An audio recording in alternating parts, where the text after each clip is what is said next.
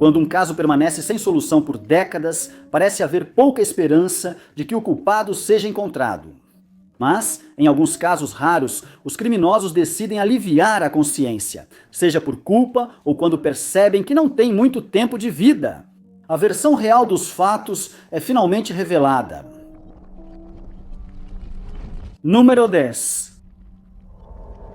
Antes do início do caso envolvendo Loretta Jones, de 23 anos, a mãe solteira de uma menina de 4 anos enfrentava dificuldades em 1970. Ela vivia em Price, Utah, segundo conhecidos de Loretta. A comunidade ao seu redor achava difícil aceitar que ela não era casada e por isso a menosprezavam. Mas na época, ela estava tentando construir uma vida melhor para si mesma e para sua filha. Heidi Shedd se matriculou em aulas noturnas de contabilidade e durante o dia mantinha um emprego em tempo integral. Segundo pessoas próximas, ela e Heidi eram muito unidas e faziam tudo juntas. Mas no dia 31 de julho daquele ano, o vínculo dela seria quebrado da pior maneira possível. Naquela manhã, Heidi acordou e ouviu algo estranho e assustador na sala de estar. Ela sentiu medo e decidiu não abrir a porta do quarto, preferindo espiar pelo buraco da fechadura para ver o que ocorria. Desesperada, ela viu Loretta no chão e correu para pedir ajuda. Ela conheceu um garoto da vizinhança e, após irem primeiro para casa, correram até a casa dele para avisar sua mãe. Ela chamou a polícia, que ao chegar à casa de Loretta, constatou que ela havia sido gravemente agredida e já estava morta. Nenhum sinal de arrombamento foi encontrado e foi sugerido que Loretta conhecia seu agressor e provavelmente o deixou entrar em casa. Seu agressor, então, a atacou com uma lâmina pequena antes de fugir, mas não sem antes deixar seu DNA na cena do crime. Mas esse não foi o único incidente no bairro naquela manhã. Mais tarde, naquele dia, investigadores retornaram após relatos de tentativa de sequestro de uma garota que brincava fora de casa. Ela disse à polícia que o homem que tentou sequestrá-la usava um chapéu amarelo estranho. E que depois que ele a agarrou, ela começou a gritar e o homem a soltou antes de fugir da área a pé. Heidi foi colocada sob os cuidados dos avós, que depois entraram em contato com os investigadores para relatar que Heidi continuava dizendo que um homem chamado Tom havia atacado Loretta. Sabia-se que ela, em determinado momento, havia namorado um homem chamado Thomas Edward Egley. Ele foi interrogado, mas afirmou que estava em um bar no momento do ataque. Um barman confirmou ter visto Egley no bar, mas acrescentou que viu manchas vermelhas estranhas na camisa de Egley enquanto ele estava lá. Ele foi preso, mas em um julgamento preliminar, o juiz considerou as provas contra ele circunstanciais e as acusações contra Egley foram retiradas.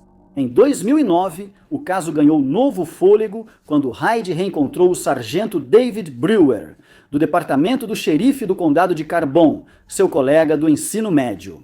Ele começou a investigar o caso de Loretta novamente e descobriu que Egley havia queimado algumas de suas roupas. Na noite do ataque, uma de suas ex-namoradas concordou em usar um gravador escondido enquanto questionava Egley sobre o caso, e durante a conversa, Egley confessou ter tirado a vida de Loretta. Ele foi preso novamente e agora a justiça foi feita com uma sentença de 10 anos na prisão. Número 9. Em 31 de agosto de 1994, investigadores de Kelso, Washington, enfrentaram um caso que não conseguiam resolver, apesar de todos os esforços. Por décadas, eles continuaram revisitando os fatos do caso, mas sem novas informações sobre quem cometeu o crime, parecia que o culpado nunca seria pego. Tudo começou quando a polícia foi chamada para a Rua Douglas, depois que moradores do quarteirão 400 encontraram um homem inconsciente em um trailer estacionado em frente a uma casa. Os investigadores correram para o local, onde encontraram um homem identificado por fontes como Bush, já falecido e coberto com vários cobertores. A autópsia mostrou que Bush foi agredido com uma lâmina e o autor cometeu um ataque frenético. Antes de fugir sem deixar rastros, ninguém na área tinha visto ou ouvido nada suspeito, então não havia testemunhas do crime. Estimou-se que Bush morreu cerca de 4 dias antes de ser encontrado. E até aquele momento, seu agressor provavelmente já havia fugido da área para escapar da lei. Investigações adicionais revelaram que seu carro, um Ford Thunderbird 1984, havia sido roubado e uma busca pelo veículo foi iniciada. Ele acabou sendo encontrado abandonado no hipódromo Portland Meadows e foi determinado que havia se envolvido em um acidente. A polícia também encontrou material biológico no porta-malas e percebeu que um dos pneus dianteiros estava furado como resultado de um incidente. Várias linhas de investigação foram seguidas, mas sem testemunhas para interrogar e sem novas evidências encontradas, o caso acabou esfriando. Parecia que alguém havia cometido um crime de oportunidade e que tinha conseguido escapar impune pelos próximos 22 anos. O caso era revisado de tempos em tempos, mas nenhuma nova pista foi descoberta e nenhum progresso foi feito. No fim, só restava aos investigadores esperar. Em 2016, eles enfim obtiveram as respostas que buscavam. Um homem chamado Brandon David Wright entrou em uma delegacia em Salt Lake City e disse que precisava fazer uma confissão, o que imediatamente chamou a atenção dos policiais. Ele foi levado para uma sala de interrogatório, onde seu depoimento foi gravado. Wright disse que na época do ataque era viciado em drogas ilegais e naquela noite estava sem dinheiro. Para sustentar seu vício, ele decidiu cometer um roubo. Ao ver o trailer parado na rua, presumiu que seria um alvo fácil. Ele achava que o trailer era de um homem chamado Bob, que não estava lá, então invadiu sem problemas. Enquanto tentava roubar objetos de valor, foi surpreendido por Bush, que notou a movimentação no trailer. E uma briga começou. Wright pegou um martelo e atacou Bush antes de tirar sua vida com uma lâmina. Wright foi preso e condenado a 17 anos de prisão, apesar de sua família ter implorado ao tribunal para reduzir a sentença para apenas 12 anos. Número 8. Em 2002, a polícia da Flórida tinha poucas pistas para seguir no caso de Richard Busey, de 70 anos, cuja vida foi tirada por um agressor desconhecido. Durante 14 anos, quase não obtiveram respostas. Depois de alguns dias, sem ver Richard, algo que não era nada comum para ele, um de seus amigos decidiu ver como ele estava e foi até sua casa. Para seu horror, o amigo encontrou Richard falecido no chão da sala de estar de seu apartamento, que ficava na 3000 Northeast Quinta Terrace, em Wilton Manors. Ele estava coberto com um cobertor e o amigo avisou as autoridades na hora. Ao analisar a cena, constatou-se que Richard foi brutalmente agredido até a morte. Moradores da região na época relataram ter visto um homem chamado Josh, que eles presumiam ser sem teto, circulando pelo bairro. No entanto, não havia como provar que ele foi o responsável pelo ataque.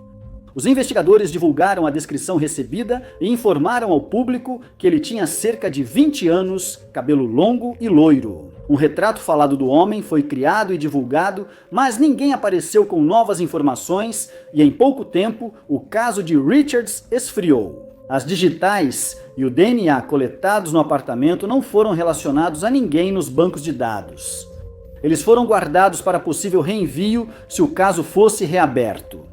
Em 2002, a polícia recebeu denúncia anônima de alguém que viu Josh no apartamento de Richards na noite do ataque.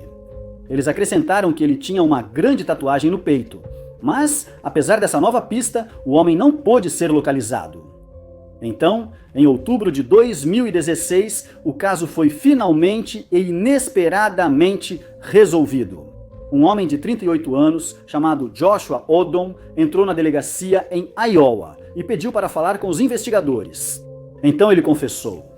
Ao matar Richards em 2002, Odom disse que tinha 24 anos e estava sem teto.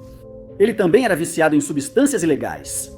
E então, quando Richard o convidou para subir ao seu apartamento para alguns drinks, ele viu isso como a oportunidade perfeita para conseguir algum dinheiro. Dentro do apartamento, ele agrediu Richard, de 70 anos, tirou sua vida, cobriu o corpo com um cobertor e roubou itens para vender, conseguindo dinheiro para comprar mais da substância ilegal. Antes de ir à delegacia, Odom morava no abrigo Bethel Mission para pessoas em situação de rua, em Des Moines. Enquanto estava lá, ele afirma que Deus o orientou a fazer o certo e confessar o crime que cometeu. Mas Red ter confessado não significava necessariamente que era culpado. Primeiro, os investigadores tinham que comparar as declarações de Odom com as evidências encontradas. Ele afirmou que estrangulou Richard e, quando ele ficou inconsciente, bateu em sua cabeça com um vaso. Isso bateu com a cena, e as digitais e o DNA de Odom deram positivo nas provas do apartamento de Richard. Ele foi preso. Número 7. No dia 20 de novembro de 1975. O corpo de Joanne Harrison, de 26 anos, foi encontrado em uma garagem que estava vazia há algum tempo na Berwick Road, em Avonham, Inglaterra. Foi determinado que ela foi brutalmente espancada e mordida pelo agressor durante o ataque. Descobriu-se também que os 2 anéis de casamento de ouro dela, de ambos os casamentos, sumiram. Sugeriu-se que sua vida terminou em um assalto que deu errado. Amigos e familiares foram entrevistados e descobriram que, 2 noites antes de sua morte, Joanne havia viajado para Preston de sua casa em Deepdale, dizendo que ia sair para tomar alguns drinks. Apesar da possibilidade de roubo, logo surgiu a suspeita de que Joanne fosse vítima de Peter Sutcliffe, o estripador de Yorkshire, serial killer que teria enviado cartas à polícia em 1978, 3 anos após o ataque a Joanne. Uma dessas cartas dizia que a polícia atribuiu 7 ataques a Sutcliffe por engano, pois ele teria 8 vítimas, incluindo um caso em Preston de 1975. As cartas escritas por John Humble, o Waterside Jack, foram descobertas como uma farsa. Ele foi condenado a 8 anos de prisão por obstrução da justiça após a prisão de Sutcliffe em 1981. Ele revelou que Joanne não era uma de suas vítimas e os investigadores voltaram à estaca zero. Mesmo assim, a investigação permaneceu aberta e o DNA coletado na garagem era rotineiramente enviado para análise, mas sem sucesso. O DNA em questão foi coletado da marca de mordida no corpo de Joanne. Os investigadores achavam que em breve isso os levaria ao culpado. Em 2008, eles finalmente descobririam quem era o responsável, mas já era tarde demais para prender o agressor. Naquele ano, Christopher Smith, de 60 anos, natural de Leeds, foi parado pela polícia e preso por dirigir sob a influência de álcool. Como de costume, seu DNA foi coletado e incluído no Banco Nacional, o que provavelmente o levou a confessar. Na época, Smith já estava com a saúde debilitada por uma doença terminal e morreu 6 dias após ser preso, quando chegou o resultado do DNA. Como o DNA dos restos de Joanna correspondia, a casa dele foi revistada. Investigadores acharam um bilhete que ele deixou um dia antes de falecer. E nele, ele afirmou que vinha vivendo com culpa desde a noite em que tirou a vida de Joanna e que precisava confessar. Número 6. A violência de gangues foi um grave problema nos Estados Unidos da América nos anos 90. E um caso complicado de 1994 acabou se tornando um erro judicial como resultado. As gangues Bloods e Crips foram rivais por muito tempo e só recentemente alguns de seus grupos pediram uma trégua. Em outras regiões do país, elas ainda eram problemáticas e em 1994 isso preocupava muito. Em 10 de setembro daquele ano, Karen LaShawn Summers, de 19 anos, estava em uma festa em Tulsa, Oklahoma, quando membros de gangue fizeram um ataque drive-by armado. Testemunhas disseram que ela havia acabado de chegar à casa, que estava cheia de membros da gangue Crips. Por volta das 2 H-45 membros da gangue rival atacaram de um sedã vinho, atingindo e matando Karen. DeMarco Carpenter e Malcolm Scott já eram conhecidos pela polícia nesse momento, pois ambos eram membros da gangue Bloods. Um ano antes, eles dois foram feridos, junto com outras 7 pessoas, quando um membro de gangue rival atirou no bar onde eles estavam. Um homem chamado Michael Wilson foi encontrado em posse do mesmo tipo de arma de fogo que foi usada no ataque, enquanto estava sentado em um carro cor de vinho. e ele foi levado para interrogatório, mas foi liberado logo depois. Isso foi um erro fatal, pois ele matou Richard Yost, 30 anos, seu colega de trabalho, com um taco de beisebol. Apenas alguns meses depois, ele foi preso, julgado e condenado à execução. Enquanto isso, a investigação sobre o caso de Karen continuou, e Carpenter e Scott foram apontados como suspeitos, apesar de poucas evidências de envolvimento. Rashan Williams e Kenneth Price, também presentes na festa, testemunharam e confirmaram que Carpenter e Scott foram os agressores. Eles foram presos e avisados que deveriam testemunhar um contra o outro, mas se recusaram, alegando inocência. Os julgamentos deles seguiram em frente e cada um foi condenado à prisão perpétua, com mais 175 anos adicionados à sentença. Eles procuraram o detetive particular Eric Cullen, que percebeu algumas discrepâncias na investigação inicial. Ele e o Projeto Inocência iniciaram o caso do zero e rapidamente concluíram que Carpenter e Scott eram inocentes. Mesmo com as investigações, revelou-se que Wilson, no corredor da morte, admitiu envolvimento no ataque. Mas seus advogados o convenceram a esperar até esgotar todos os recursos contra sua sentença. Sua execução foi marcada para 9 de janeiro de 2014, época em que Carpenter e Scott já estavam presos há 2 décadas. Mas apenas 2 dias antes dessa data, ele fez uma gravação na qual confessou ter sido ele quem atirou nos participantes da festa naquela noite. Número 5. Em março de 1998, Mohamed Taki, 63 anos, natural do Iraque, morava em Fulham, Inglaterra, após imigrar para lá. Ele fazia consultas regulares, mas após ser visto em 12 de janeiro, nunca mais voltou, o que o médico achou estranho. Mohamed estava empregado na época, então quando ele deixou de entrar em contato com qualquer amigo ou familiar. Preocupados com seu bem-estar, eles acionaram a polícia e o registraram como desaparecido. Os investigadores foram ao apartamento dele na Whittingstall Road.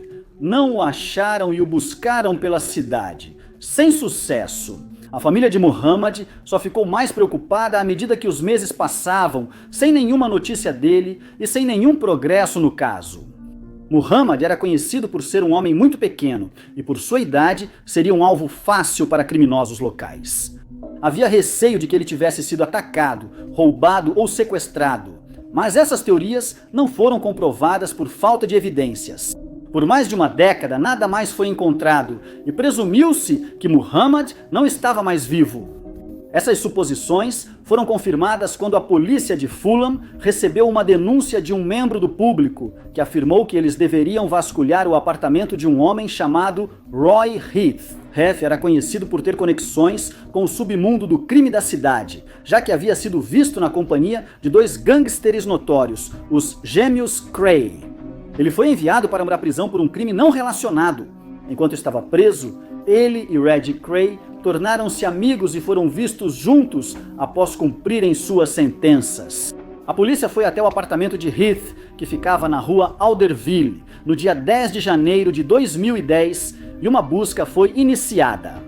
O apartamento não mostrava sinais de crime, mas sob o pátio de Heath foram encontrados sacos plásticos, roupas de cama e carpete. Quando foram revistados, encontraram um conjunto de restos mortais e então começaram a tarefa nada invejável de identificá-los. Graças à dica que havia sido recebida, presumiu-se que pertenciam a Muhammad. Para ter certeza, investigadores buscaram familiares dele para amostras de DNA. Encontraram uma irmã em Bagdá, que forneceu uma amostra, mas o teste não foi conclusivo. Depois, conseguiram os prontuários médicos de Muhammad, que mostravam um problema na coluna antes do desaparecimento. Os restos mortais que foram encontrados foram comparados com o prontuário médico de Muhammad e, finalmente, foi confirmado que os restos eram realmente dele. Um dos amigos dele também confirmou que um chapéu encontrado no local pertencia ao homem desaparecido. Heath se tornou o principal suspeito, mas os investigadores logo souberam que ele estava com câncer e internado em um hospício em Lambeth, sul de Londres. No início, ele negou qualquer envolvimento quando foi interrogado, mas apenas 13 dias antes de falecer, ele finalmente confessou. Número 4. A confissão feita por Brian Hawkins, de 45 anos, pode ser uma das admissões mais sensacionais já feitas por um criminoso. Já que ele escolheu fazer isso diante das câmeras de televisão em 2018, no dia 9 de janeiro daquele ano, Hawkins foi até a estação de notícias KRCR em Redding, Califórnia, onde disse aos produtores da emissora que queria ir ao ar para fazer uma confissão, e ele foi autorizado a ir a fazê-lo. E quando a entrevista começou, ele declarou: ele vivia um pesadelo há 21 anos por um crime cometido em 1993 e finalmente precisava revelar a verdade. O caso começou em maio de 1993, quando Frank Wesley McAllister, de 19 anos, desapareceu sem explicação em Shingletown, Califórnia. E por mais de um ano, ele não pôde ser localizado e os investigadores ficaram perplexos até serem contatados por um membro do público. Um excursionista que estava na floresta em Shingletown relatou que encontrou restos humanos durante sua caminhada e eles foram eventualmente identificados como sendo de Frank. A polícia anunciou que o caso dele havia sido elevado para homicídio, mas sem evidências no caso, nenhum suspeito foi identificado. Nos anos que se seguiram, Hawkins lutou para lidar com a culpa pelo crime que Red havia cometido. Depois, ele disse que Red encontrou Deus e sentiu necessidade de confessar o que fez. Ele achou que essa era a melhor forma de reparar as coisas. Por isso decidiu confessar diante das câmeras. Ele disse que, em 1993, ele, Shanna Culver e Curtis Culver se aproximaram de Frank, mas sob falsos pretextos. Os três cúmplices, todos viciados e sem dinheiro, precisavam criar um plano. Eles atraíram Frank para uma área rural, onde pretendiam roubar seu dinheiro e objetos de valor. Porém, o ataque foi mais intenso que o esperado e, em certo momento, sacaram lâminas e mataram Frank. Deixaram os restos dele na floresta e fugiram. Investigadores souberam que Frank foi visto por último com o trio, que negou o ataque. E sem provas para ligá-los ao crime, eles não puderam ser detidos. Mas os acontecimentos daquele dia marcaram Hawkins, que em várias ocasiões pensou em ir até a casa da família de Frank para confessar. Quando ele finalmente tomou coragem, o pai de Frank já havia falecido. E então ele decidiu não seguir com seu plano. Ele disse que sabia que ele e seus cúmplices tiraram de Frank a vida que ele merecia. Mas disse que, desde então, não teve muita vida, pois lida diariamente com a culpa do que fez. Número 3. Quando eram crianças, muitos assistem a filmes sobre criminosos realizando assaltos ousados e imaginam como seria fazer algo tão audacioso.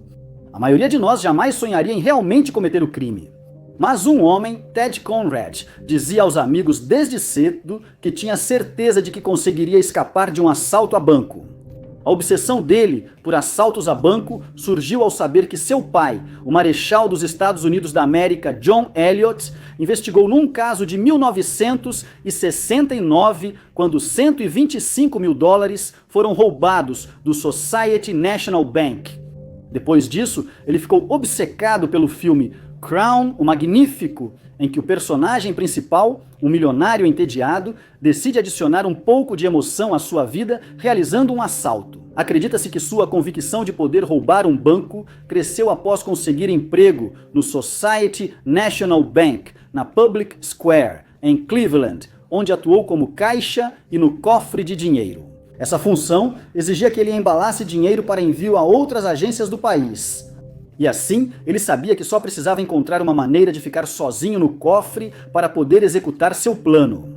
Isso era estritamente contra a política do banco. No dia 11 de julho de 1969, ele disse ao colega que trabalhava com ele no cofre para ir para casa mais cedo.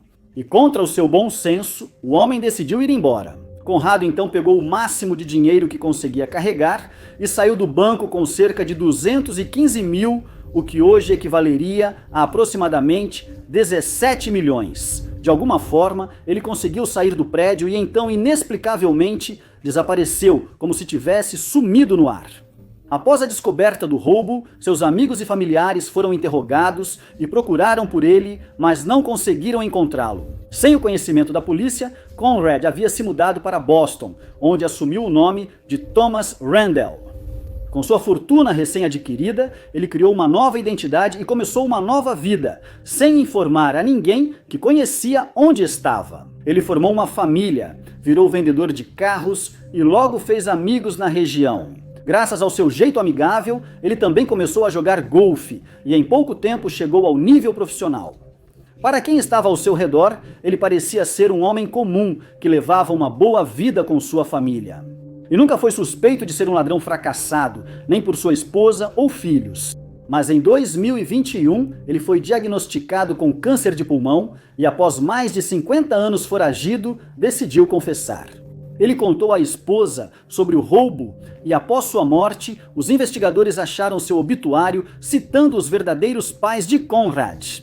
Mencionava também a faculdade que ele frequentou, o nome de solteira da mãe e uma assinatura muito parecida com a dele. Enquanto ainda trabalhava no banco, ficou cada vez mais claro que Conrad era o homem procurado pelos investigadores e que, de algum modo, enganou todos ao seu redor por décadas. Eles viajaram até a casa dele em Boston e lá sua esposa contou a eles sobre sua confissão. Mas viria à tona que ele já havia confessado o roubo. Em 1969, ele escreveu uma carta para sua namorada na qual detalhava o crime, mas ela decidiu manter seu segredo. Número 2.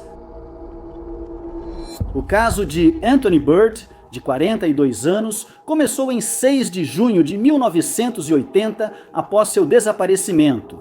Amigos disseram aos investigadores que o viram pela última vez na noite de 3 de junho em Queensway, Londres, antes de Anthony sair em busca de outro homem que ele achou atraente. Isso não era fora do comum para Anthony, já que ele era conhecido por convidar homens para seu apartamento regularmente. Enquanto trabalhava como barman e carregador na ferrovia, ele conhecia muitas pessoas. Tap Pop, por isso tinha uma vida social ativa.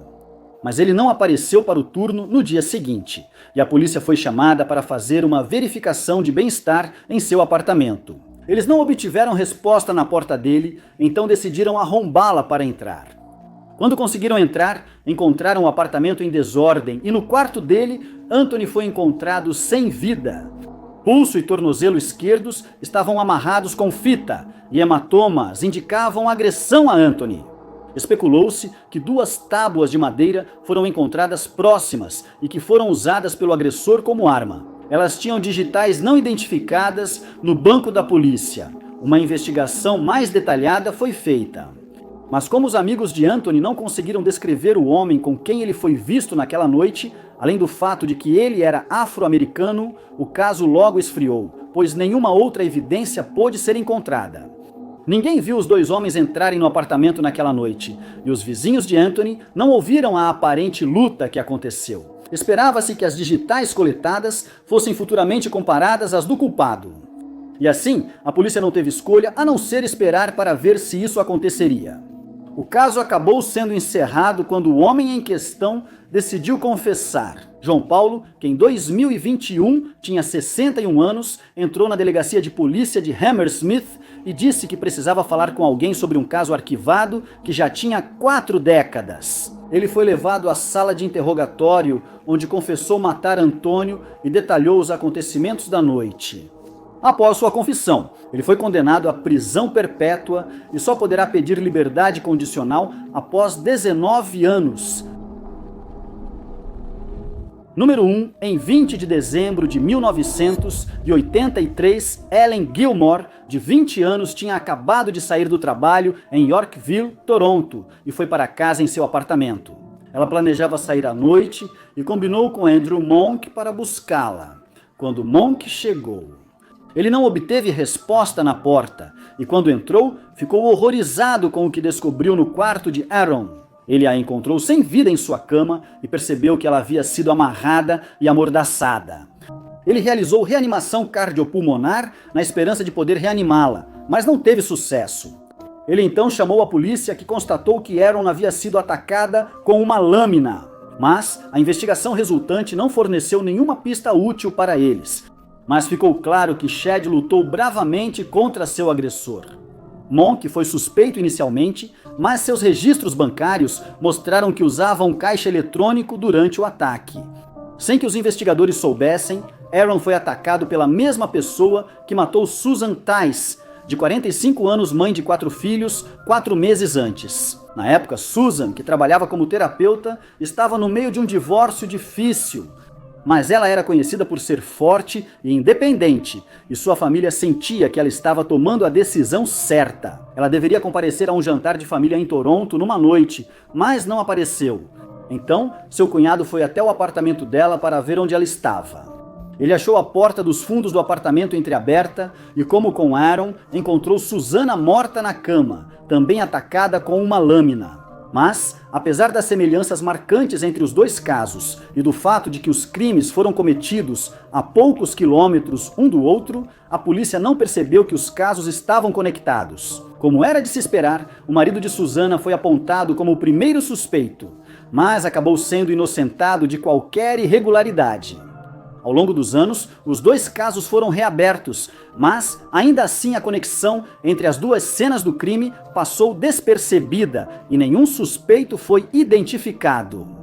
Em 2018, a genealogia genética investigativa se destacou como nova solução para casos arquivados. Após identificar o assassino do Estado Dourado, os investigadores decidiram usar a técnica nos casos de Aaron e Susan. O DNA coletado de cada local foi enviado ao laboratório para análise. Foi determinado que o culpado tinha 4 irmãos. Cada um dos irmãos foi localizado, interrogado e eliminado como suspeito, exceto um homem chamado Joseph Sutherland, que morava em Ontário. Eles descobriram que na época dos crimes ele morava em Toronto e o confrontaram em casa. Ele voluntariamente forneceu uma amostra de DNA, que foi então enviada para análise. Mas isso claramente deixou Sutherland nervoso, que decidiu confessar antes que os resultados fossem divulgados. Ele contou ao amigo Koda que invadiu o apartamento de Susan em busca de objetos valiosos para roubar.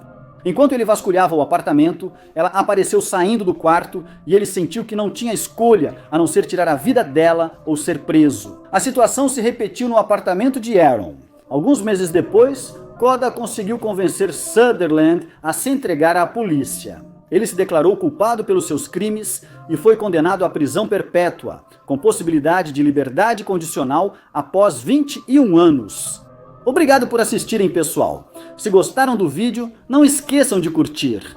Além disso, não se esqueçam de se inscrever e clicar no sininho para ficar por dentro de todos os nossos próximos vídeos. Meu nome é Top 5 Desconhecidos. Até o próximo vídeo!